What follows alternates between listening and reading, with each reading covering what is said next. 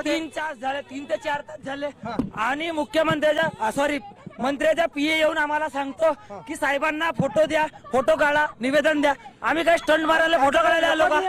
अरे बाबा, महाराष्ट्रातल्या 18,000 शाळा बंद करते हे भाडकाऊ सरकार. या लोकांनी 65,000 सरकारी शाळा दत्तक योजनेमध्ये देऊन कॉर्पोरेटची दलाली करली आहे आणि शाळा बंद करू नये. महाराष्ट्रातल्या दत्तक शाळा त्या ठिकाणी योजना रद्द करावी.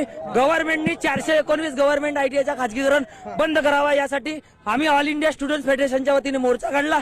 मी कॉम्रेड वैभव चोपकर, राज्याध्यक्ष ऑल इंडिया स्टुडंट फेडरेशन. आणि मंत्र्यांनी भेटले नाही त्याचा निषेध या ठिकाणी आम्ही व्यक्त करतो.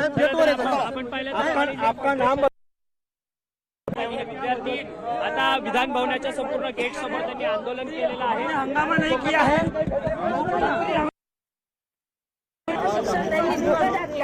मी हे सांगायला आधी ते आलो.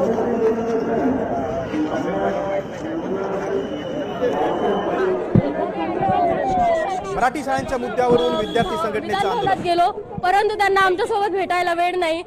आणि आता पोलीस कारवाई करण्याच्या मूड मध्ये आहे. तुमची काय प्रतिक्रिया? आम्ही भगतसिंगांच्या विचारांनी चालणारे लोक आहे. आम्हाला कोणत्याही प्रकारच्या कारवाई होण्याची भीती नाहीये.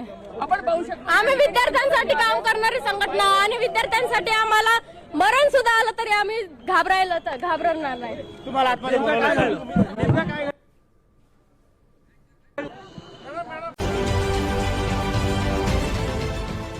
देश विदेशातील प्रत्येक घडामोडींचे लाईव्ह अपडेट मिळवण्यासाठी आता साम टीव्हीच्या सर्व सोशल मीडिया प्लॅटफॉर्मला लाईक, फॉलो आणि सबस्क्राईब करा.